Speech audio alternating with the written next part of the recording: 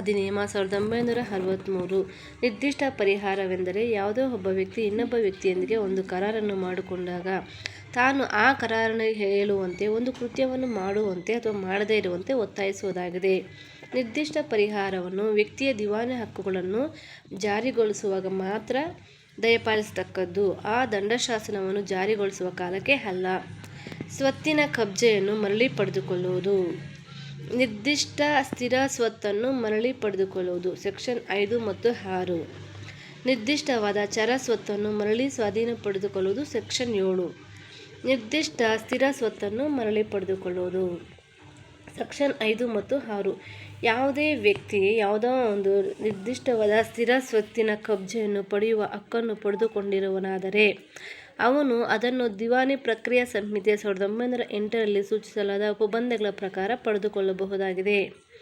ಈ ಅಧಿನಿಯಮದ 5ನೇ ಕಲಮಿನ ಪ್ರಕಾರ ಯಾವುದೋ ಒಂದು ಸ್ಥಿರ ಸ್ವತ್ತಿನ ಕಬ್ಜೆಯ ಹಕ್ಕನ್ನು ಹೊಂದಿರುವನು ವ್ಯಕ್ತಿಯು ಆ ಸ್ವತ್ತಿನ ಕಬ್ಜೆಯನ್ನು ದಿವಾನ ಪ್ರಕ್ರಿಯಾ ಸಂಹಿತೆಯಲ್ಲಿ ಸೂಚಿಸಲಾದ ರೀತಿಯಲ್ಲಿ ಪಡೆದುಕೊಳ್ಳಬಹುದಾಗಿದೆ. ಸ್ಥಿರ ಸ್ವತ್ತಿನ ಸ್ವಾಧೀನತೆಯನ್ನು ಕಳೆದುಕೊಂಡ ವ್ಯಕ್ತಿಯಿಂದ ಹೇಗೆ ದಾವೆ ಮಾಡಬೇಕು ಎಂಬುದಾದರೆ, ಯಾವುದೇ ಒಬ್ಬ ವ್ಯಕ್ತಿ ಅವನ ಸಮ್ಮತಿ ಇಲ್ಲದೆ ತನ್ನ ಸ್ಥಿರ ಸ್ವತ್ತಿನ ಸ್ವಾಧೀನತೆಯಿಂದ ಕಾನೂನುಬದ್ಧ ಕ್ರಮದಿಂದಲ್ಲದೆ ವಂಚಿತನಾದರೆ ಅವನಾಗಲಿ ಅಥವಾ ಅವನಿಂದ ಅದರ ಒಡೆತನದ ಹಕ್ಕನ್ನು ಪಡೆದುಕೊಳ್ಳುವವನಿಂದಾಗಲಿ ಒಂದು ದಾವೆಯ ಮೂಲಕ ಅದರ ಸ್ವಾಧೀನತೆಯನ್ನು ಪುನಃ ಪಡೆದುಕೊಳ್ಳಬಹುದಾಗಿದೆ.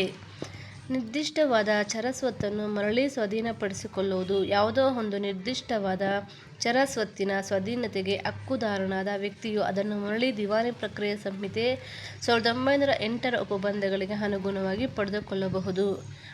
ಒಬ್ಬ ಫಲಾನುಭವಿಯ ಒಳಿತಿಗಾಗಿ ನಿರ್ಮಿಸಲಾದ ಒಂದು ನ್ಯಾಸದಾರಿಯು ಈ ಕಲಮಿನನ್ವಯ ಒಂದು ದಾವೆಯನ್ನು ಮಾಡಿ ನ್ಯಾಸವಾಗಿಟ್ಟು ಆ ನಿರ್ದಿಷ್ಟ ಚರಸ್ವತ್ತನ್ನು ಫಲಾನುಭವಿಯ ಒಳಿತಿಗಾಗಿ ಮರಳಿ ಪಡೆದುಕೊಳ್ಳಲು ದಾವೆಯನ್ನು ಮಾಡಬಹುದಾಗಿದೆ. ಈ ಕಲಮಿನನ್ವಯ ಒಂದು ದಾವೆಯನ್ನು ಮಾಡಲು ಆ ಸ್ವತ್ತಿನ ಯಾವುದೋ ಒಂದು ವಿಶೇಷ ತಾತ್ಪೂರ್ತಿಕ ಸ್ವಾಧೀನತೆಯನ್ನು ಹಕ್ಕು ಇದ್ದರೆ ಸಾಕು. ಕರಾರಿನ ನಿರ್ದಿಷ್ಟ ಅನುಷ್ಠಾನ. ಭಾರತೀಯ ಕರಾರು ಅಧಿನಿಯಮಕ್ಕನುಗುಣವಾಗಿ ಕರಾರಿನ ಅನುಷ್ಠಾನವು ನಿರ್ದಿಷ್ಟವಾಗಿರಬೇಕು. ಕರಾರಿನ ಉಪಬಂಧಗಳಿಗೆ ಅನುಗುಣವಾಗಿರಬೇಕು. ಕರಾರಿನ ಷರತ್ತುಗಳಿಂದ ವ್ಯತ್ಯಾಸ ಉಂಟಾದರೆ ಅದು ಕರಾರಿನ ಉಲ್ಲಂಘನೆ ಎಂದೆನಿಸುತ್ತದೆ. ಇಂತಹ ಕರಾರಿನ ಉಲ್ಲಂಘನೆಯಾದಾಗ ಅದರಿಂದ ನಷ್ಟಕ್ಕೊಳಗಾದ ವ್ಯಕ್ತಿ ಈ ಕೆಳಗಿನ ಮೂರರಲ್ಲಿ ಯಾವುದಾದರೊಂದು ಪರಿಹಾರೋಪಾಯವನ್ನು ಪಡೆದುಕೊಳ್ಳಬಹುದಾಗಿದೆ. ನಿರ್ದಿಷ್ಟ ಅನುಷ್ಠಾನ, ನಿರ್ಬಂಧಕಾಜ್ಞೆ ಮತ್ತು ನಷ್ಟ ಪರಿಹಾರ. ನಿರ್ದಿಷ್ಟ ಅನುಷ್ಠಾನವು ಸಮಾನಾಂತರದ ಪರಿಹಾರವಾಗಿದ್ದು, ನ್ಯಾಯಾಲಯವು ಪ್ರತಿವಾದಿಗೆ ನಿರ್ದೇಶನವನ್ನು ನೀಡಿ ವಾದಿಯೊಂದಿಗೆ ಮಾಡಿಕೊಳ್ಳಬಹುದಾದ ಕರಾರಿನಲ್ಲಿ ಅವನ ಕರ್ತವ್ಯವೇನು ಆ ಕರ್ತವ್ಯವನ್ನು ನೆರವೇರಿಸುವಂತೆ ಆಜ್ಞಾಪಿಸುತ್ತದೆ. ಯಾವ ಮನುಷ್ಯನು ನ್ಯಾಯಸಮ್ಮತವಾಗಿ ಮಾಡಬೇಕಾದದ್ದನ್ನು ಮಾಡುವಂತೆ ಕಾನೂನಿನ ಮೂಲಕ ಒತ್ತಾಯಿಸಿ ಆ ಕಾರ್ಯವನ್ನು ಮಾಡುವಂತೆ ಪ್ರೇರೇಪಿಸುವುದಾಗಿರುತ್ತದೆ. ಅಂತೆಯೇ ನ್ಯಾಯಾಲಯವು ಪ್ರತಿವಾದಿಗೆ ಒಂದು ನಿರ್ದೇಶನವನ್ನು ನೀಡಿ ವಾದಿಯೊಂದಿಗೆ ಮಾಡಿಕೊಳ್ಳಲಾದ ಕರಾರಿನಲ್ಲಿ ಅವನ ಕರ್ತವ್ಯವೇನು ಎಂಬುದನ್ನು ಸೂಚಿಸಿ ಅದನ್ನೇ ಮಾಡುವಂತೆ ಆಜ್ಞಾಪಿಸುತ್ತದೆ. ಏಕೆಂದರೆ ಪ್ರತಿವಾದಿಯು ತನ್ನ ಈ ಕಾರ್ಯವನ್ನು ಪ್ರಿಯವಾದ ಆ ವಸ್ತುವನ್ನು ಅವನು ಕಳೆದುಕೊಳ್ಳಲು ಇಚ್ಛೆ ಇಲ್ಲದವನಾಗಿರಬಹುದು. ಅಂತೆಯೇ ಅದಕ್ಕೆ ಯಾವುದೇ ಬೆಲೆಯೂ ಸಮನಾಗಲಾರದು. ಅದಕ್ಕಾಗಿ ನ್ಯಾಯಾಲಯವು ಪ್ರತಿವಾದಿಗೆ ಕರಾರಿನ ನಿರ್ದಿಷ್ಟ ಅನುಷ್ಠಾನವನ್ನು ಆಜ್ಞಾಪಿಸುತ್ತದೆ. ಈ ಪರಿಹಾರೋಪಾಯದ ವಿಶೇಷವೆಂದರೆ ಇದು ಹೆಚ್ಚುವರಿ ಪರಿಹಾರೋಪಾಯವಾಗಿದ್ದು, ನ್ಯಾಯಾಲಯವು ತನ್ನ ವಿವೇಚನೆಗೆ ಅನುಗುಣವಾಗಿ ತೀರ್ಪು ನೀಡಬಹುದಾಗಿದೆ. ಸಾಮಾನ್ಯವಾಗಿ ನಷ್ಟ ಪರಿಹಾರವನ್ನು ನೀಡುವುದು ನಷ್ಟ ಭರ್ತಿ ಮಾಡುವುದಕ್ಕೆ ಸೂಕ್ತವೆಂದು ಪರಿಗಣಿಸಿದರೆ ಕರಾರಿನ ಅನುಷ್ಠಾನವೇ ಯೋಗ್ಯ ಮಾರ್ಗವೆಂದು ನ್ಯಾಯಾಲಯವು ಕಂಡುಕೊಂಡರೆ ಅದು ನಿರ್ದಿಷ್ಟ ಅನುಷ್ಠಾನವನ್ನು ಆದೇಶಿಸುತ್ತದೆ. ನಿರ್ದಿಷ್ಟ ಅನುಷ್ಠಾನವು ತನಗಿಷ್ಟ ಬಂದ ರೀತಿಯಲ್ಲಿ ಬೇಕಾಬಿಟ್ಟಿಯಾಗಿ ಆಜ್ಞಾಪಿಸುವುದಿಲ್ಲ. ಅದು ನ್ಯಾಯಿಕ ತಳಹದಿಯನ್ನು ಆರಂಭಿಸಿದ್ದಾಗಿರುತ್ತದೆ ಮತ್ತು ಸೂಕ್ತವಾದ ನ್ಯಾಯಿಕ ನಿಯಮಗಳನ್ನು ಆಧರಿಸಿದ್ದಾಗಿರುತ್ತದೆ. ಅಧಿನಿಯಮ 9ರಿಂದ 25ರವರೆಗಿನ ಉಪಬಂಧಗಳು ಕರಾರಿನ ನಿರ್ದಿಷ್ಟ ಅನುಷ್ಠಾನವನ್ನು ಕುರಿತು ನಿಯಮಾವಳಿಯನ್ನು ನಿರೂಪಿಸುತ್ತವೆ. ನಿರ್ದಿಷ್ಟವಾಗಿ ಅನುಷ್ಠಾನಗೊಳಿಸಬಹುದಾದ ಕರಾರುಗಳು. ಕರಾರಿಗೊಳಪಟ್ಟ ಮಾಡಲು ಸಮ್ಮತಿಸಿದ ಕೃತ್ಯವನ್ನು ಮಾಡಿದ್ದರಿಂದ ಉಂಟಾದ ಹಾನಿಯನ್ನು ಅಳತೆ ಮಾಡಲು ಯಾವುದೇ ಅಳತೆಗೋಲು ಲಭ್ಯವಿಲ್ಲದಿದ್ದರೆ, ಉಂಟಾದ ನಷ್ಟಕ್ಕೆ ಹಣದ ರೂಪದಲ್ಲಿರುವ ನಷ್ಟ ಪರಿಹಾರ ಅದಕ್ಕೆ ಸಮನಾಗಲಾರದು ಎಂದ ಸಂದರ್ಭದಲ್ಲಿ, ನ್ಯಾಸಕ್ಕೆ ಸಂಬಂಧಿಸಿದಂತೆ ಮತ್ತು ಕಾನೂನುಬದ್ಧ ಕೃತ್ಯವನ್ನು ಪೂರ್ಣವಾಗಿ ಅಥವಾ ಭಾಗಶಃ ಅನುಷ್ಠಾನ ಮಾಡದಿರುವಾಗ ಕರಾರುಬದ್ಧವಾಗಿ ನಿರ್ದಿಷ್ಟ ಅನುಷ್ಠಾನ ಮಾಡುವುದಕ್ಕೆ ಆಜ್ಞಾಪಿಸುವುದನ್ನು ನ್ಯಾಯಾಲಯದ ಯುಕ್ತಿಯುಕ್ತತೆಗೆ ಬಿಡಲಾಗುವುದು. ಸೆಕ್ಷನ್ 11ರಲ್ಲಿ ತಿಳಿಸುತ್ತದೆ.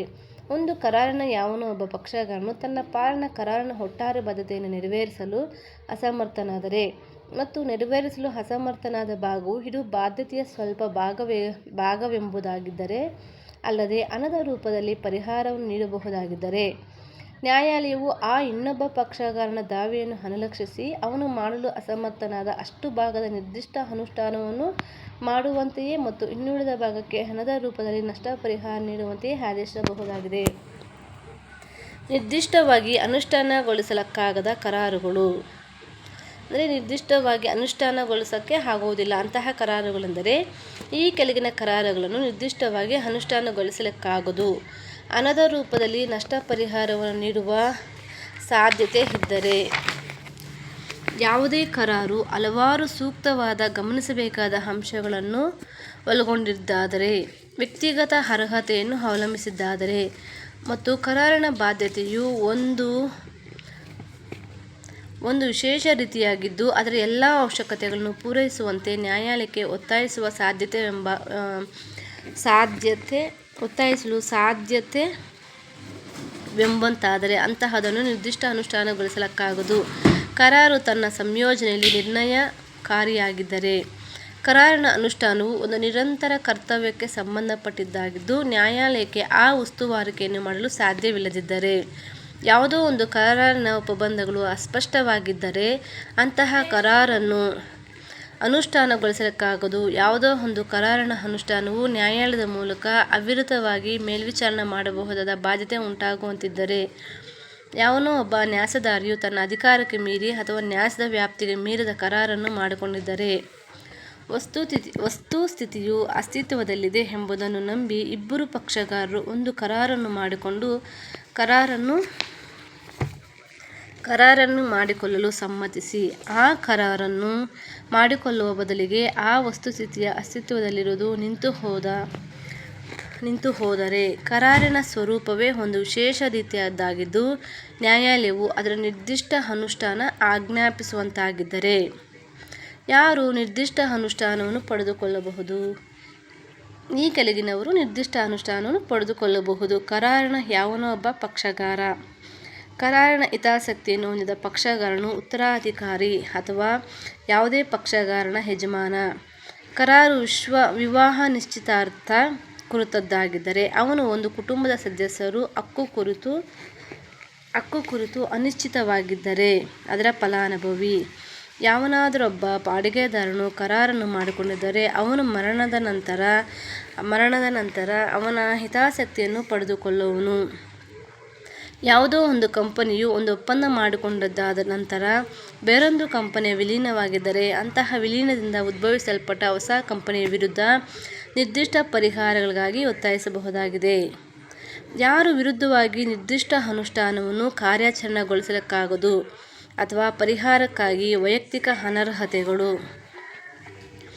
ಒಂದು ಕರಾರಿನ ಭಂಗ ಉಂಟಾದಲ್ಲಿ ಅದಕ್ಕಾಗಿ ಉಂಟಾದ ನಷ್ಟಕ್ಕೆ ಪರಿಹಾರವನ್ನು ಪಡೆದುಕೊಳ್ಳಲಾರದಂತಹ ವ್ಯಕ್ತಿ, ಒಪ್ಪಂದ ಕಾರ್ಯಾಚರಣೆಯನ್ನು ಅನುಷ್ಠಾನ ಮಾಡಲು ಅಸಮರ್ಥನಾಗಿರುವ ವ್ಯಕ್ತಿ, ಒಪ್ಪಂದದ ಅವಶ್ಯಕ ಷರತ್ತುಗಳಲ್ಲಿ ಒಬ್ಬನು ತನ್ನ ಪಾಲಿನ ಷರತ್ತುಗಳನ್ನು ಪೂರೈಸಿದ್ದಾದರೆ ಅಥವಾ ಪೂರೈಸಲು ಯಾವುದೇ ಕಾಲಕ್ಕೆ ಸಿದ್ಧನಿರುವುದಾಗಿದ್ದು ಅವು ಪ್ರತಿವಾದಿಯಿಂದ ತಡೆಹಿಡಿಯಲ್ಪಟ್ಟವು ಅಥವಾ ಅವನಿಂದ ಬಿಟ್ಟುಕೊಡಲ್ಪಟ್ಟವುಗಳಾಗಿವೆ ಎಂದು ಸಿದ್ಧ ಮಾಡಿದ ವ್ಯಕ್ತಿ ಎಂದು ನಿರ್ದಿಷ್ಟ ಅನುಷ್ಠಾನ ಕೇಳುವಂತಿಲ್ಲ. ನಿಮ್ಗೆ ಇಷ್ಟವಾದಲ್ಲಿ ಸಬ್ಸ್ಕ್ರೈಬ್ ಮಾಡಿ, ಲೈಕ್ ಮಾಡಿ, ಶೇರ್ ಮಾಡಿ. ನಿಮಗೆ ಏನಾದರೂ ಡೌಟ್ ಇದ್ದರೆ ಕಾಮೆಂಟ್ ಮಾಡಿ.